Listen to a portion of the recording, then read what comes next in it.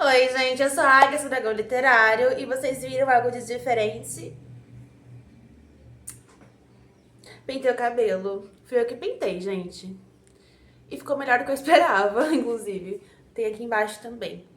Ai, ele só fica um pouco embaraçado, ó, tá vendo? Eu também não gosto de pentear o cabelo, então... A dona Adara quebrou meu tripé. Então, vocês estão vendo um pouco mais pra baixo. O ângulo tá um pouco mais pra baixo. Tá no mesmo lugar, mas só tá o celular um pouco mais pra baixo porque ela quebrou meu tripé, que era, né, altinho. Então é isso, os vídeos por um tempinho até eu comprar outro vão ficar com esse ângulo aqui mais pra baixo. E eu liguei também as luzinhas só pra dar um xablablaus. Bonitinho, né? Que fofo. São Paulo tá numa onda de frio muito intensa, tipo, tá muito frio. Fora que eu acho que vocês estão muito pra cá. Ai, meu Deus, eu fiz uma gambiarra aqui. Eu espero que não caia. Eu não sei se é o ângulo, se é o clima, não sei o que tá acontecendo. Melhorou um pouco, né? Que eu tô sentindo muito escuro. Muito escuro, acho que eu vou ligar a luz lá de fora pra ver se ajuda. Pera aí, gente. Ontem que tava uma... Eu não tô gravando tão tarde, né? Ontem tava um clima mais luminoso, mas ontem, gente, não sei o que aconteceu com os meus vizinhos, que eu liguei esse celular. Quem me acompanha lá no Dragão Literário no Insta, viu minha peleja. Por quê? Ai. Ontem meus vizinhos decidiram fazer tudo junto. Eu coloquei o celular pra gravar, nossa senhora. Foi galo, galinha, papagaio, periquito, vizinha cantando, o outro fazendo com a furadeira, a outra gritando com as galinhas. Então assim, foi o caos. Mas hoje eu tô aproveitando, eu tô com um torcicolo muito lascado, porque eu durmo de bruços e eu durmo assim. E esse lado aqui tá tipo... Agora tá melhorando um pouco porque eu tomei remédio muscular, né? Mas assim, ó, pega bem aqui. Nossa, Então, é isso. Voltando, né? São Paulo tá passando por uma onda de frio. Eu tô olhando lá fora porque... Né, eu não sei porquê, mas...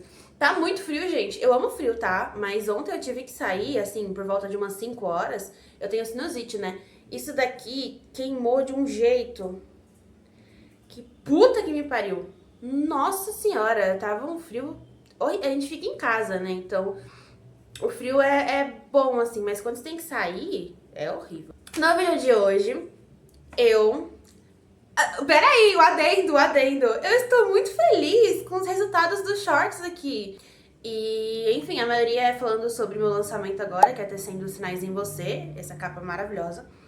Então, assim, teve um que chegou a quase 60 mil visualizações. Eu realmente não esperava. Eu fiquei muito feliz mesmo. Então, oi, gente. Caso vocês estejam vendo pela primeira vez esse vídeo, sim, eu divago pra cacete. Peço perdão, mas eu justamente faço vídeos pro YouTube por conta de divagar demais. Eu gosto de falar, eu gosto de interagir e conversar, e às vezes minha cabeça vai pra caminhos que não era pra estar indo. Então, peço perdão, eu tento não ser tão prolixa assim, mas eu nasci com o dom da fala, né? Então, assim, sejam muito bem-vindos ao canal. Eu espero que vocês gostem dos vídeos. Muita gente tá seguindo a partir dos shorts, inclusive. Estamos chegando a quase 200 inscritos. Eu fiquei assim... Oh my god! Então é isso, sejam bem-vindos e bem-vindas, espero muito que vocês se sintam em casa. Aqui é tudo muito caseiro, gente, é um celular e voz mesmo. Não tem microfone, não tem câmera, não tem nada por enquanto. E enfim, tem um vídeo me apresentando e vocês podem assistir aí os vídeos que já tem, tá? Porque não vou apresentar de novo não. Obrigada.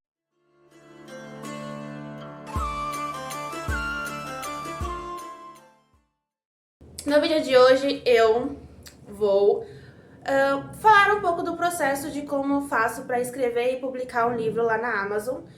É um vídeo mais pra galera que tá chegando agora na Amazon e tudo mais, ou que tá interessado em começar a escrever e não sabe por onde, quais processos que acontecem pra publicação de um livro, né, os processos editoriais.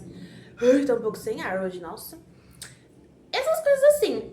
Pro pessoal que já publica e tal, não vai ser um vídeo tão proveitoso do que pra quem ainda não publica e tudo mais. É realmente um vídeo pra galera que tá começando agora ou está indo pra Amazon. Tá foda. A Amazon tá foda, gente. Tá difícil. Então a gente vai passar por todos os processos editoriais que eu faço. É claro que assim, sou eu. Outras pessoas fazem outras coisas e eu vou dar um apanhadão geral do que a gente faz, é o mais comum de se fazer na hora de publicar um livro em e-book, tá? Porque em física eu ainda tô passando por esse aprendizado, então eu posso fazer outro vídeo futuramente falando sobre como publicar um livro físico, tá bom? Não vai demorar muito não, tá? Porque Tecendo tá saindo em físico já já, e na Bienal eu estarei em um stand, que eu ainda não posso falar qual, infelizmente, mas estarei em um stand com o livro físico, tá bom? Então já me siga lá no Dragão Literário e no Dragão Escreve, o Dragão Literário, que é o meu perfil de livros no geral, e o Dragão Escreve, que é o meu perfil de autora, onde eu falo mais sobre os meus livros. Tá bom? Bora lá. Caralho, eu enrolei pra cacete nesse começo de vídeo, né? 8 minutos de bruto. Puta que merda. Peço perdão, gente. Vamos lá. Primeiro de tudo, escrever. Nossa, jura? Juro. Por quê? Nessa parte, a galera fica meio... que rumo que eu tomo? O que eu faço? Como eu construo o meu livro? Então, assim, não é... Claro, é só escrever, né? Você começa, você parte do princípio de que você tem que escrever o livro. Mas como? Porque não é só você sentar e escrever. Às vezes é, mas às vezes não é também. Pra mim é mais ou menos isso. Eu sou uma escritora jardineira. O escritor jardineiro, num resumo, é aquela pessoa que conhece a história conforme vai escrevendo. Então, por exemplo, eu escrevi Dragões de Cristal, que foi meu primeiro livro publicado na Amazon, basicamente assim. Aí eu escrevi, tá? Que Dragões não sei se é um bom exemplo, porque eu escrevi pro Wattpad e passei um bom tempo mexendo nele no Wattpad. Vamos lá tecendo, vai. Tecendo Sinais em Você foi mais ou menos assim. Eu escrevi a base, escrevi assim, o esqueleto da história, né? E deixei um tempo lá. Então eu escrevi do começo ao fim o que eu queria falar, a história direto, e deixei. Só que eu não consigo trabalhar com anotações. Eu anoto, assim, as informações, sei lá, características físicas, personalidade, momentos importantes da história. Mas, por exemplo, tem gente que escreve o roteiro de cada capítulo. Ah, no capítulo 1 eu quero escrever isso, isso, isso. Aí no 2 eu vou falar sobre isso, isso, isso. Eu não consigo fazer isso, porque a história ela vai se descobrindo para um outro caminho. Já tentei fazer isso? Tentei. No meu segundo livro, que eu escrevi, foi Folhas de Jade, né, que é a continuação de Dragões de Cristal. Eu tentei escrever com anotações. Não consegui. Então, depende muito do tipo de escritor que você é. Tem o escritor jardineiro, o escritor arquiteto, o escritor da puta que pariu. Então, você tem que meio que dar uma estudada e descobrir o seu tipo, o seu eu escritor, entendeu? Se você é um escritor que nem eu, vai descobrindo a história conforme vai desenvolvendo ela, você é um escritor jardineiro. Então é isso, você encontra o seu lugarzinho no mundo da escrita e desenvolve a partir disso. 2. A revisão. Revisão gramatical? Não. Sua revisão. Tá ouvindo? Porque você escreveu, certo? Certo. Ah, eu escrevi um livro de 100 páginas. Beleza. Começo ao fim, tudo bonitinho, não sei o quê. Você vai deixar... Assim, eu falo baseado no que eu faço, tá? Eu faço assim, eu escrevo o livro e eu deixo um mês, umas semanas, tipo, quase um mês, assim, sem mexer, sem tocar, sem respirar, sem nada ao redor desse livro. Finge que tá lá. O livro, que livro? Que livro? Não tem livro? Então, assim, eu deixo lá. Porque você vai esquecer um pouco o tom da sua história. Quando nós escrevemos, a gente sabe o começo, o fim, o meio, a intenção, os sentimentos que tá ali aflorando, piripiri. Então a gente sabe tudo, os detalhes por trás, a história. E nossa vista acostuma, não só com o texto em si, como nós nos acostumamos com a ideia do livro, né? Então passa coisa batida, é normal. A primeira versão do livro...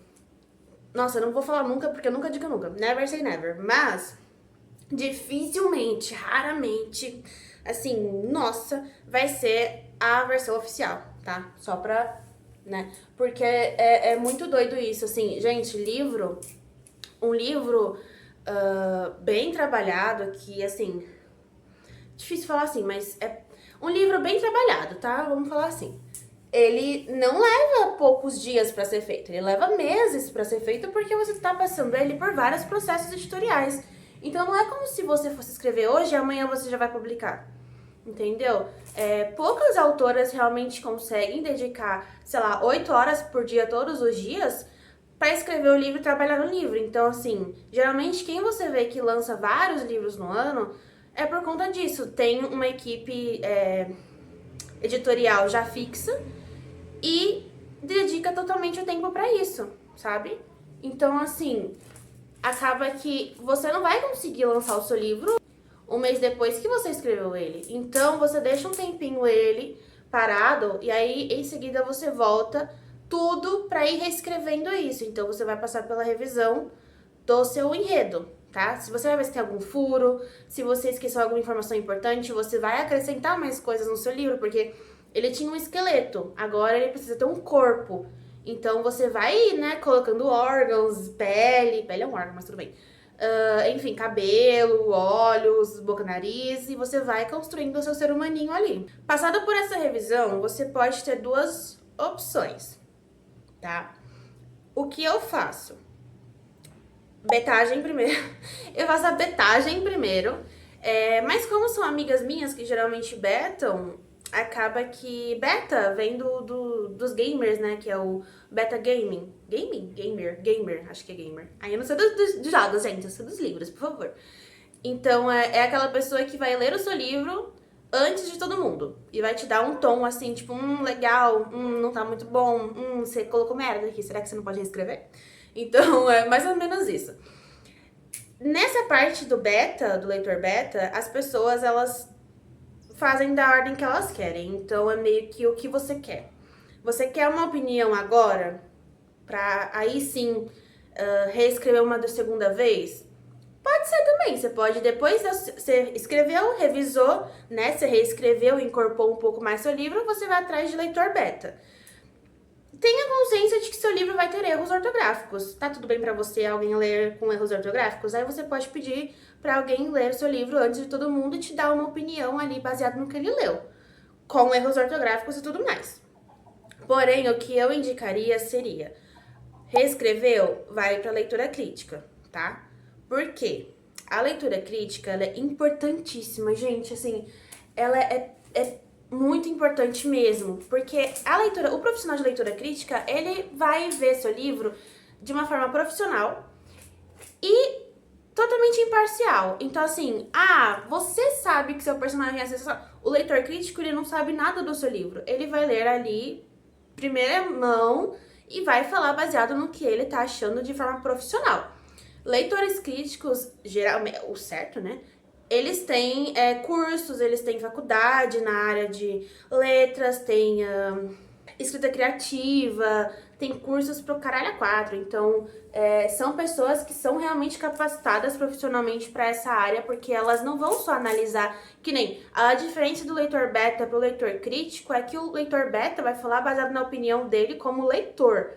Tanto é que, assim, no mercado editorial, um consenso é que leitores betas não cobram financeiramente para ler o seu livro. Você, como autor, pode mandar um mimo para ele, pode ou não, tá? É uma escolha sua. Pode mandar um mimo, um brindes e tudo mais. Pode dar o livro pra pessoa, enfim. Aí é um acordo entre vocês. Mas, no geral, tem leitor beta que cobra, tá? E aí vai da pessoa. Não é uma coisa tipo assim, nossa, que absurdo. Não, mas é um consenso quase geral, tipo 90% da galera do mundo editorial diz que betagem não se cobra. Já o leitor crítico, ele vai falar de forma crítica, tipo assim, eu tô falando pra pessoas que realmente não manjam dos Paranauê, tá, gente? Se você manja, desculpa, eu sei que você sabe o que é leitura crítica, mas quem tá se inserindo agora, às vezes realmente não sabe, é normal. Então, assim, é como, sabe crítico gastronômico? Basicamente isso. É uma pessoa que vai criticar o seu texto pra você melhorar nos aspectos que ele vai considerar que fogem do que deveria estar sendo, entendeu? Tipo, seu personagem, ele tá assim, assado. Ele vai falar do seu personagem, ele vai falar do seu enredo, ele vai falar da construção do mundo, se for uma fantasia, ele vai falar de como os personagens interagem entre si, se alguma coisa foi citada e depois não foi explicada, etc, etc, etc, entendeu? Então ele realmente vai esmiuçar o seu texto pra te entregar um relatório satisfatório que vai te ajudar a melhorar o seu texto. Então ele é um serviço muito essencial e ele cobra, claro. E varia muito de profissional. Eu não vou falar o valor de nenhum serviço aqui, porque varia de profissional para profissional, tá? Então, vai de quem você encontra aí para fazer o serviço. Você pode pedir orçamento. Vamos para o quarto passo, que é a reescrita. Sim, gente, você gosta do seu livro? Você vai passar a odiá-lo. Não que você vai odiar, mas você vai dar uma canseira. Nossa, gente, eu acho que assim, a pessoa tem que amar muito, muito mesmo. Tipo assim, a pessoa tem que amar muito o livro. Muito, muito. Num nível, porque você vai enjoar do seu livro. Eu enjoei dos meus. Gente, eu enjoei muito dos meus livros, tá? Eu amo eles. Eu acho eles, assim, maravilhosos, mas eu enjoei de tanto que eu fiquei mexendo neles. Então, assim, leitura crítica, você vai passar pela segunda reescrita, tá? Você vai pegar o relatório que o leitor crítico ou leitora crítica, enfim, te mandou. Não tem padrão de paginação, tipo, o relatório tem que ter 20 Não, mas assim, né? Vai de profissional a profissional, o que ele achou que tem que falar do seu livro e tudo mais. Então, importante falar, gente, relatório de leitor crítico não é pessoal a você, é a sua obra, porque ele foi contratado para analisar a sua obra, tá? Então, assim, nossa, o leitor crítico criticou o personagem X. Ele criticou baseado no que ele foi contratado para fazer. Então, eu já vi pessoas que se sentem super ofendidas quando recebem relatório da leitura crítica, sendo que, gente, é pra isso que a pessoa vai ser contratada, é pra criticar a sua obra, entendeu? Então, assim, não se sinta ofendido, ofendida, se o leitor crítico analisar de uma forma que você não concorda. Se você não concorda com alguma coisa que tá no relatório, normalmente você pode ignorar. Se você acha que o leitor crítico não captou ali o que você quis dizer, você pode ignorar, sabe? Você não é obrigado a aceitar tudo que a leitura crítica vai colocar, ou a betagem também. Só que é aquilo, às vezes pode ser uma coisa que você como autor considera que a pessoa não entendeu, mas como profissional que tá vendo o seu texto pela primeira vez, ele tá te falando aquilo que tá errado. Mas é aquilo, gente, o livro é seu, você faz o que você quiser com ele, então... Muito pra cá, né? Então tá tudo certo. E depois da leitura crítica, como eu falei, vem a reescrita e você vai reescrever o seu livro baseado no relatório que o leitor crítico te passar, tá? Tem que mudar tal coisa de personagem, você reescreve, não, tá bom? Depois disso, vem a revisão textual, que é a revisão gramatical, né? A ortográfica. Então, você vai contratar um revisor. Eu posso fazer isso? Assim, gente, poder, você pode até dar na cara de alguém na rua. Você vai ser presa, possivelmente. Mas você pode sair dando porrada no povo. Você pode fazer o que... Somos um país livre, né? Então, assim, você pode revisar seu próprio texto. Vai passar coisa? Vai passar coisa. Porque, como eu falei lá no começo, nós estamos acostumados com o nosso texto. Nós estamos acostumados com o que a gente tá querendo escrever, o que tá querendo passar, o que escreveu, aliás, né? Então, vão passar sim coisas no seu texto. Por isso que é importantíssimo você ter a revisão de uma pessoa de fora, profissional, que eu falei, também é uma profissão, também tem curso, tem faculdade e tudo mais. Então, assim, a pessoa, ela é focada naquilo. Ela não conhece seu texto, então ela não tá acostumada com seu texto. Ela vai ver todos os erros que suas vistas acostumadas deixou passar, entendeu? Então, por isso que você precisa contratar um revisor. É fácil fazer pelo chat GPT? Puta que pariu também, né? Porra, não fode. E vem de novo o beta. Você pode fazer, que nem eu falei, lá atrás, lá no comecinho, antes da leitura crítica, a leitura beta? Pode. Mas eu aconselho que faça ou um serviço antes da revisão, tipo, você acabou a reescrita da leitura crítica, vai pra beta e depois da beta você vai pra revisão. Ou você pode fazer os dois serviços ao mesmo tempo, você só avisa seus leitores betas que você não passou ainda por revisão ou que o texto está sendo passado por revisão no momento, então ele tá com alguns errinhos e tudo bem. Ou você pode fazer depois da revisão, tá? Você tem 4 opções, né? Você pode fazer a reescrita da leitura crítica, a revisão, e aí você vai para a leitura beta antes de passar pela diagramação, que é o próximo passo que eu vou falar. Vai de você, tá? Depende muito. Não tem um certo ou errado, tem o que funciona para você, tá?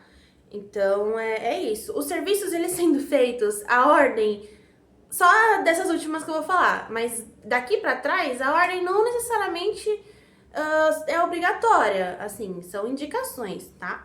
O próximo passo, eu tô sempre olhando aqui, porque eu tô com o caderninho aqui, é a diagramação. Gente, a diagramação e a capa são, assim, os últimos passos. Tá, você pode fazer a capa no começo? Pode.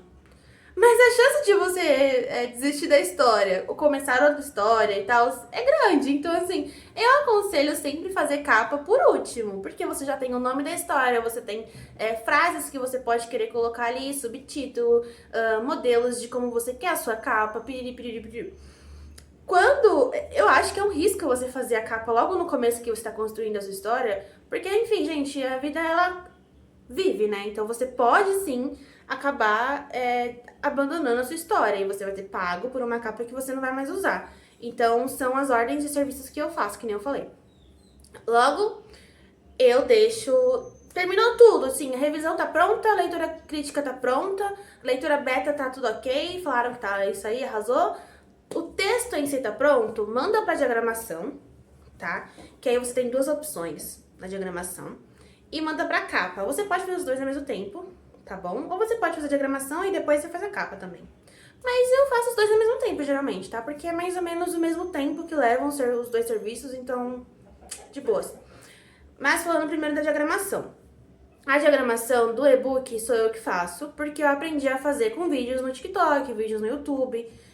Eles ensinam a galera a fazer a diagramação do livro do e-book, que é um pouco mais fácil, tá? Na hora de diagramar, a galera geralmente não, a galera tem que usar um computador que você vai baixar direto na Amazon, o Kindle Create, que é o aplicativo velho pra cacete da Amazon pra diagramar o livro, pra subir pro Kindle Publishing, KDP. Nunca lembro o que significa o KDP, mas é o site que você lança os livros na Amazon, tá? Então, assim, essa é uma primeira opção, você pode aprender a diagramar o seu livro, porque o e-book realmente é um pouco mais fácil, gente, assim, né? O físico já é outra história, mas o e-book é um pouco mais fácil. E a segunda opção, você pode contratar pessoas que vão diagramar o seu livro, que são os diagramadores, né? Eles são designers que trabalham para a galera do público editorial também, então eles mexem ali na parte do visual do seu livro. E você pode fazer a diagramação com um profissional tanto para e-book quanto para físico. A diagramação é o processo, né? Nem falei, né? Mas caso você não saiba, é o processo que organiza seu texto na forma de um livro. Porque quando a gente compra um livro, também é muito do visual. Quando o livro é muito bonito, muito bem feito, ele chama a atenção, não só da capa, mas o interior dele também, que é o miolo, né? Então, é isso. E-book nem tanto, porque a gente não vê tanto o interior de um e-book assim, quanto de um livro físico, que a gente abre, vê e tal. Mas ainda assim, quando ele é bem diagramado e bonitinho e tudo, né? Ele traz um ar de cuidado, um ar de atenção que o autor teve com o texto dele, né? Então acaba que é uma coisa que você embeleza o seu livro, né? Você vai lá. E a última parte desse rolê é a capa, que nem eu falei. Eu faço os dois juntos, mas enfim. A capa, gente, também tem duas opções. Você pode tanto aprender a fazer a capa do seu e-book. Por favor, falando como leitora agora, do fundo do meu coração, não faça a capa com IA, tá? Inteligência artificial. É feio, é muito feio. Falando como leitora mesmo. Então, eu sei que é mais fácil, mas é feio. Então, assim, se você quiser fazer, você faça. O livro é seu, só tô falando a minha opinião. Você pode aprender a usar o Canva, caso você não saiba. Gente, assim, muitas pessoas valorizam mais uma capa simples do que uma capa toda rebuscada, feita de IA. Então, considere isso. Você pode aprender. Eu fazia minhas capas no Wattpad, principalmente, porque na Amazon tem todo um rolê de direito autoral. Não que no Wattpad não tenha, né? Mas a gente não vai comercializar as artes lá no Wattpad. Na Amazon, sim. Então você não pode, qualquer imagem você pode usar. Tem muita imagem que tem direito autoral. Tá. Então, assim, não dá sorte pro azar, né? Utiliza imagens que são de direito livre. Mas você sempre pode utilizar sites como o Freepik, que agora tem outro nome, Magnifique, eu acho. Não me prega pra cacete, mas enfim. Tem os bancos de imagens, que também tem imagens de IA lá, fazer o quê, né? Mas, enfim, você pode utilizar algumas imagens que são de direitos livres para compor o seu livro. Tem cursos também de capistas. Capistas dão um curso sobre como fazer capas de livros, então você também pode aprender. Se você quer economizar nos seus próximos lançamentos, eu acho que vale um pouco a pena sim você fazer cursos de capistas. Mas caso você queira lançar, tipo, esporadicamente, aí você pode contratar capistas também. No meu caso, eu contrato capistas, né? Eu não sei fazer os modelos de capas que eu gosto. Eu gosto de capa ilustrada. Eu ainda, porque eu estou estudando mas ainda não sei ilustrar. Então eu contrato. As minhas 3 capas publicadas atualmente, elas são de capistas que são ilustradoras também. Então é isso, também tem essas 2 opções, de aprender a fazer para economizar um pouco e contratar não só ilustradoras, tem capistas que também fazem manipulação de imagem, né? Aquelas edições que são cheias de coisas e tal. Que é isso, você também pode contratar, tá bom? Eu realmente espero que tenha ajudado esse vídeo vocês a entender um pouco melhor como é que funciona. Pelo menos o meu, que nem eu falei, o meu modelo de publicação é assim. Várias pessoas fazem de jeitos diferentes. Então é sempre bom você conversar com as pessoas para verem as perspectivas diferentes, para ver os pontos de vista e tudo mais. Porque realmente cada um faz aquilo da melhor forma que convém. Qualquer dúvida, novamente, deixe nos comentários. E boa sorte na sua carreira com a Amazon, porque a Amazon é uma delícia. A Amazon é maravilhosa. Nossa, como a Amazon é incrível. Somos meio dependentes dela, né, se a gente parar pra pensar. É isso, gente. Beijo, até o próximo vídeo.